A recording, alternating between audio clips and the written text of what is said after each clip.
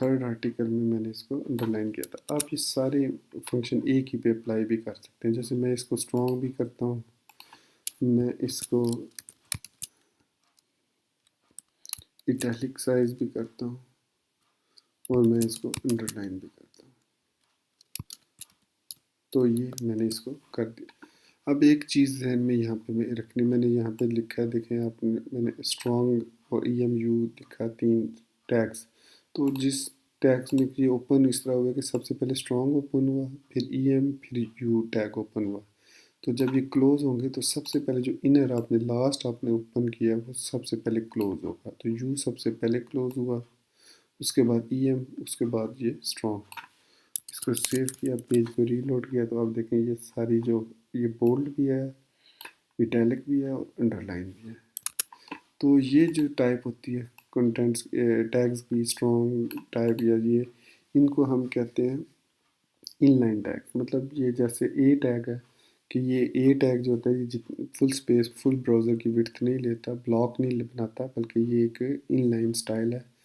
और जैसे P और H2 है, ये ब्लॉक लेवल है, ये पूरी विड्थ ले लेते हैं ब्राउज़र की। मतलब अगर आप 2 H2 एक ही लाइन पे लिखेंगे तो कभी भी आपको ब्राउज़र में एक जगह पे नज़र नहीं आएंगे, बल्कि दूसरी जगह पे। जैसे मैं इस P को यहाँ से कॉपी करता हूँ, यहाँ से मैं स्टार्ट करता हूँ। अब ये P इसके सामने आना चाहिए, लेकिन ऐसा नहीं होगा। इस P में यहाँ पे टैग ख़त्म कर देता हूँ। ठीक है, सेव करते हैं, ब्राउज़र को रीलोड करते हैं, तो अब देखें वो same text without bold and italic next line पे आया। अगर इसी तरह मैं ए में मैंने अपने जैसे वो नेविगेशन बनाई थी अभी थोड़ी देर पहले यहाँ पे यूएल से ऊपर, तो वो नेविगेशन देखें, अगर मैंने ए को एक ही लाइन में लिखता गया था तो वो एक ही लाइन में आए थे। तो ऐसे जो होते हैं वो इन लाइन होते हैं। तो इमेज भी आ गया। इसके बाद HTML के अंदर एक बहुत इंपॉर्टेंट चीज़ होती है फॉर्म, जिसमें कोई यूज़र जब अपना नाम, अपना ईमेल या सर्च बॉक्स या ईमेल कॉन्टैक्ट अस फॉर्म वगैरह वगैरह इस तरह के फॉर्म्स बनते हैं। तो वो फॉर्म बनाने का भी एक तरीका होता है। अब मैं फॉर्म के लिए यहाँ पे इसी सेक्शन के अंदर यहाँ पे एक डिव सेक्शन बनाता हूँ। इसमें हम इसके लिए टैग जो यूज़ होता है वो फॉर्म का टैग, उसको इंटर करते हैं। अब इस फॉर्म की कुछ प्रॉपर्टीज़ होती हैं, दो मोस्टली यूज़ होती हैं जब आप कॉन्टैक्ट अस फॉर्म बनाते हैं। वैसे 3 होती है मेरे ख्याल में।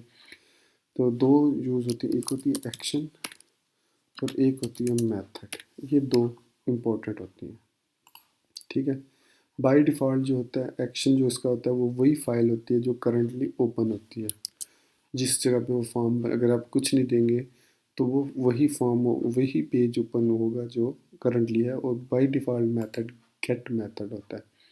गेट मेथड का मतलब होता है कि ये यूआरएल में एक कुछ स्ट्रिंग ऐड कर देता है। वो मैं अभी आपको दिखाता हूँ। तो इसके अंदर हमने 2 इनपुट टैग लगाने। Input type is text. ये हम बता रहे हैं कि हमने एक इनपुट टाइप लेनी है, एक टेक्स्ट बॉक्स लेना है जिसमें हम टाइप कर सकते हैं, उसका नेम होगा। फिर एक और इनपुट लेनी है, टाइप उसकी होगी ईमेल, जिसमें यूज़र अपना ईमेल टाइप करेगा और नेम उसका भी ईमेल होगा। तीसरी चीज़ टेक्स्ट एरिया, उसका नेम जो होगा वो होगा मैसेज। ठीक है, फिर इसमें input type is equal to submit. ये सबमिट एक टाइप का बटन होता है जो कि फॉर्म को सबमिट करता है उस मेथड के साथ जो हमने मेथड में डिफ़ाइन किया था। अभी करंटली वो बाय डिफ़ॉल्ट गेट है। फिर इसमें इसका नेम भी हम देंगे, सबमिट ही दिया जाता है मोस्टली। और इसकी वैल्यू आप सेंड लिख दें या कुछ भी लिख दें, ये आप, ये सेल्फ क्लोजिंग टैग्स हैं। ठीक है, अब मैं इसको रीलोड करता हूँ पेज को। तो ये देखें, इसमें भी ये फॉर्म सारे इनलाइन, क्योंकि ये इनलाइन स्टाइलिंग है तो इनलाइन के फॉर्म में आए हैं।